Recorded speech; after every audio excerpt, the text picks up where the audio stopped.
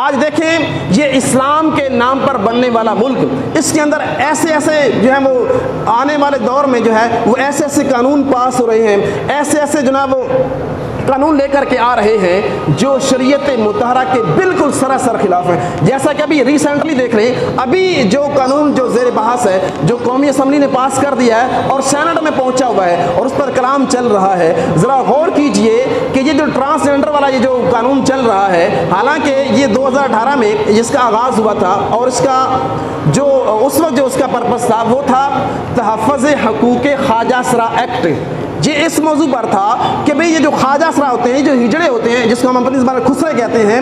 ان کے حقوق کے لیے ان کے لیے جو قانون وضع کیے گئے تھے، بظاہر نام کے لحاظ سے یہ ایک بہت اچھا جو ہے یہ کام تھا، لیکن اس کے پس پشت جو آگے جو اس کے اندر جو مزید جو خرابیاں ہیں، ان خرابیوں سے اندازہ ہوتا ہے کہ یہ کسی بیرونی ایجنڈے کے مقصد کو پورا کرنے کے لیے کروایا جا رہا ہے۔ اور اس کے اندر کیا ہے کہ ہم جنس پرستی کو جو ہے وہ فروغ دیا جائے۔ تو چونکہ دنیا کے اندر کئی ممالک ایسے ہیں جن کے اندر ہم پرستی جو ہے وہ قانونی طور پر جو وہاں پر جائز ہے، یعنی مرد مرد سے نکاح کر سکتا ہے، عورت عورت سے نکاح کر سکتی ہے۔ دین اسلام تو اتنا غیرت مند ہے، ذرا غور کیجئے گا کہ یہ اپنی جسمانی ساخت کو تبدیل کرنا تو دور کی بات ہے، اسلام نے تو یہاں تک حکم دیا ہوا ہے کہ جس کو رب ذوالجلال نے مرد بنایا ہوا ہے وہ اپنی وضاحت مردوں والی رکھے، وہ عورتوں والا لباس نہیں پہن سکتا، وہ عورتوں کی طرح بال نہیں رکھ سکتا، وہ عورتوں والا جوتا نہیں پہن سکتا۔ اسی طرح جو جس کو رب ذوالجلال نے عورت بنا دیا ہے اس کے لباس کو وہ مردوں کی طرح لباس نہیں پہن سکتی،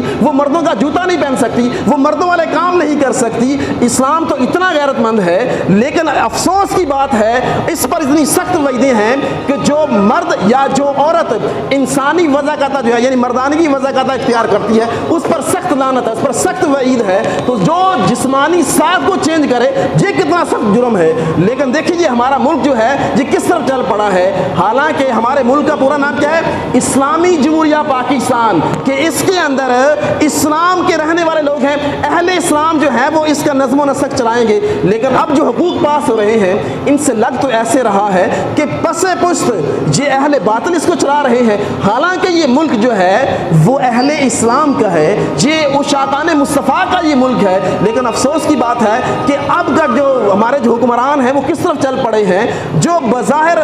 اپنے آپ کو کہتے ہیں مسلمان ہیں لیکن ان کے کام مسلمانوں والے لگ نہیں رہے ہیں۔ میٹھے اور پیارے اسلامی بھائیو، ایسے فتنوں سے ہمیں آگاہ ہونا چاہیے اور ہمیں ہر موڑ پر اور ہر لحاظ سے ہر ایک کو اپنے منصب کے مطابق اس کا رد کرنا چاہیے، اس کی مخالفت کرنی چاہیے، اور یہ شریعت کے سراسر خلاف ہے اور اس کے اندر کسی فرقے بھی کسی بھی مقطع فکر کی کوئی اس کے اندر جو ہے وہ تفریق نہیں ہے۔ ہر مقطع فکر کے نزدیک یہ جو کام ہے یہ اشد حرام ہے، اشد حرام ہے۔ اور دوسرا دیکھیے کہ ہمارے حکمران اس قدر عقل سے پیدل ہوتے جا رہے ہیں۔ میٹھے اور پیارے میں ایک بات ذہن میں رکھیے گا، ہمارے ملک میں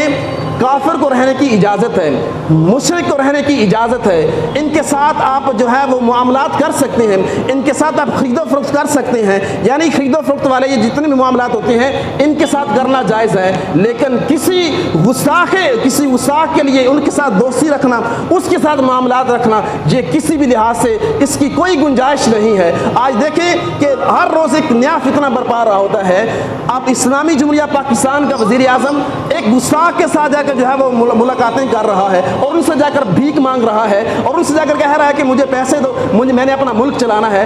جو ہمارے نبی کے بارے میں ہرزہ سرائی کرتے ہوں اور جس ملک میں ان کی حکومت جو ہے وہ ہمارے نبی کے بارے میں اس طرح کی نازیبا جو حرکتیں کریں، اور ہمارے وزیر جو ہیں اور ہمارے جو حکمران ہیں وہ ان کے ساتھ وہ اسلامیہ کر رہے ہیں، ان کے ساتھ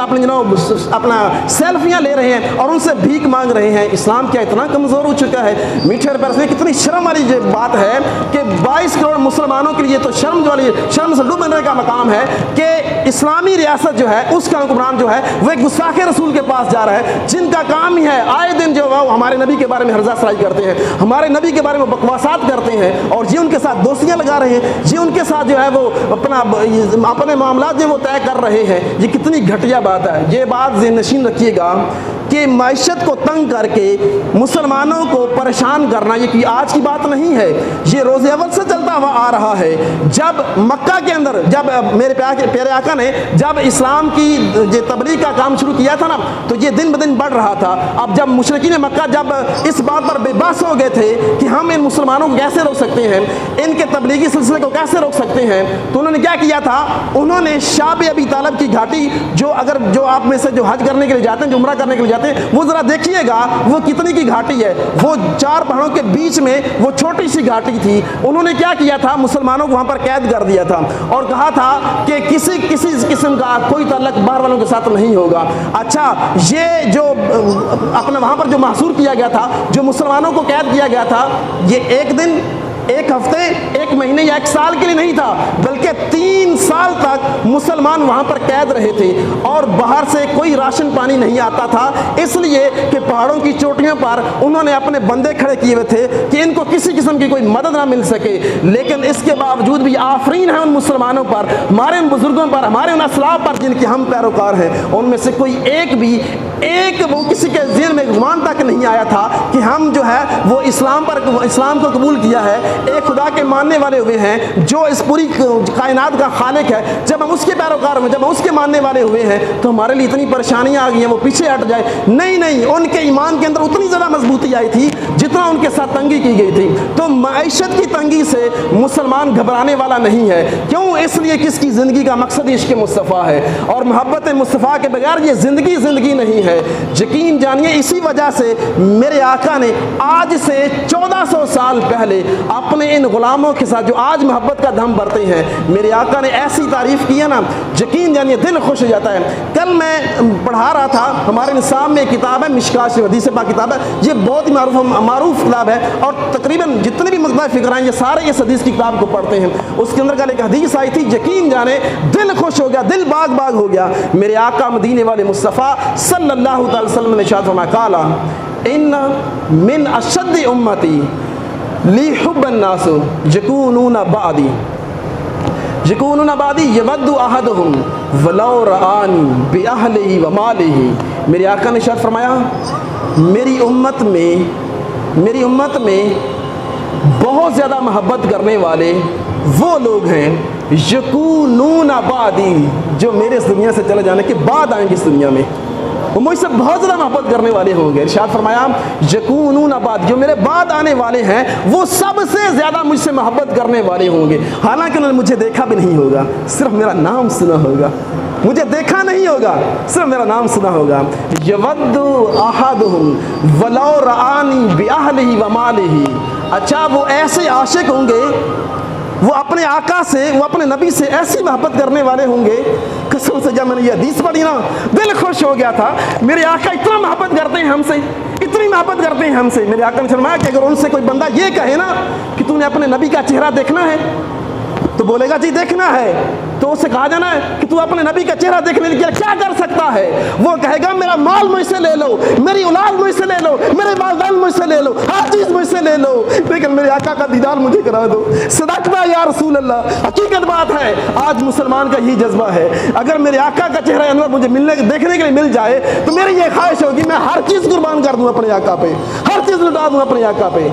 یہ ہے، اور یہ 1400 سال پہلے میرے آقا نے یہ تعریف کی ہے ہماری، کہ ان لوگوں کے اندر ایسی محبت ہوگی کہ وہ میرا دیدار کرنے کے لیے اپنا ہر چیز لٹا دیں گے، اپنا تن من دھن لٹا دیں گے۔ یہ ہے محبت، اور یہ میرے آقا آج سے 1400 سال پہلے یہ اس کا تذکرہ کر چکے ہیں۔ یہ جو ہمارے سینے میں جو دل دھڑکتے ہیں نا، یہ صرف حب مصطفیٰ میں دھڑکتے ہیں۔ ہماری زندگی کا مقصد عشق مصطفیٰ ہے، اس کے علاوہ کوئی زندگی نہیں ہے۔ اور جو ہمارے آقا کے گستاخ ہو اور جو ہمارے آقا کے بارے میں بکواس کرتا ہو، اس کے ساتھ ہم دوستی نہ کریں،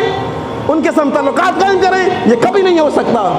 بس زندگی کا مقصد صرف ایک ہے، وہ ہے عشق مصطفیٰ، اس کے بغیر کوئی زندگی نہیں ہے۔ میں تو یہ کہتا ہوں ہوں جس سانس میں عشق مصطفیٰ نہیں ہے، میں کہتا ہوں وہ سانس بھی ختم ہو جائے، یہ جان چلی جائے، لیکن اگر زندہ رہنا ہے تو عشق مصطفیٰ میں رہنا ہے، زندہ رہنا ہے تو محبت مصطفیٰ میں زندہ رہنا ہے، صرف اپنے آقا کی ذات کے لیے، اپنے آقا سے محبت کرنے کے لیے، اور اس کے علاوہ کوئی زندگی نہیں ہے۔ یقین جانیے یہی ہمارے دین کا جو ہے وہ پرپس ہے، ہمارے دین کا مدعا، ہمارے دین کا مقصد صرف اور صرف حب مصطفیٰ ہے۔ اور اگر حب مصطفیٰ نہیں ہے، کچھ بھی نہیں ہے، یہ نمازیں، یہ روزے کوئی قابل قبول نہیں ہے اگر دل میں عشق مصطفیٰ نہیں ہے۔ یہ ساری نیکیاں، یہ جتنے اچھے اعمال ہیں، جتنے بھی اچھے اعمال ہیں، جتنی بھی بھلائیاں کر لیں، اگر عشق مصطفیٰ نہیں ہے نا تو یہ سارے عقارت ہیں، یہ سارے برباد ہیں۔ عشق مصطفیٰ یہ زندگی کا مقصد ہے، اور یہ ہر مسلمان کی زندگی کا مقصد ہے۔ لہٰذا شریعت مطالعہ پر عمل کرنا یہ صرف عشق مصطفیٰ میں ہے، اور ہر کام جو اللہ کے نبی نے ہمیں ارشاد فرمایا ہے کوشش کرنی چاہیے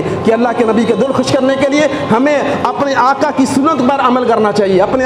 آقا کی سنت کو اپنانا چاہیے، اور اس کے علاوہ کوئی زندگی نہیں ہے۔ میٹھے پیارے اسلامی بھائیوں، ہماری زندگی کا مقصد عشق مصطفیٰ ہے، اور اسی میں اپنی زندگی گزاریں۔ اور اگر اس طرح کا کوئی کام آ جائے، اس طرح کا کوئی حکم آ جائے کہ جو شریعت مطالعہ کے بالکل خلاف، اس کا ڈٹ کر مقابلہ کرنا چاہیے، اور ہر ایک کو اپنے منصب کے مطابق اس کا رد کرنا چاہیے۔ اور ویسے بھی ہمارے دین میں 3 طریقے بتائے گئے ہیں برے کام کو روکنے کے لیے جو شریعت مطالعہ کے خلاف ہو۔ سب سے پہلا یہ کہ اگر وہ اتنا طاقتور ہے تو وہ اپنے ہاتھ سے اس کام کو روکے، نہیں تو اپنی زبان سے روکے، اور اگر زبان سے بھی نہیں نہ روک سکتا تو کم از کم دل میں ضرور اس کو جانے، اور یہ ایمان کا کمزور ترین حصہ ہے۔ تو آج ہم بھی اس حصے پر پڑے ہیں، لیکن جہاں پر ہمارا جتنا ہم کر سکتے ہیں نا، زبان سے بھی ہمیں روکنا چاہیے، اور دل میں ضرور برے کام کو برا جاننا چاہیے کہ یہ برا کام ہے۔ اللہ تعالیٰ کی بارگاہ میں دعا ہے جو چاند ایک باتیں میں نے اپنی بارگاہ میں پیش کی، رب تعالیٰ ہم سب کو عمل کرنے کی توفیق عطا فرمائے۔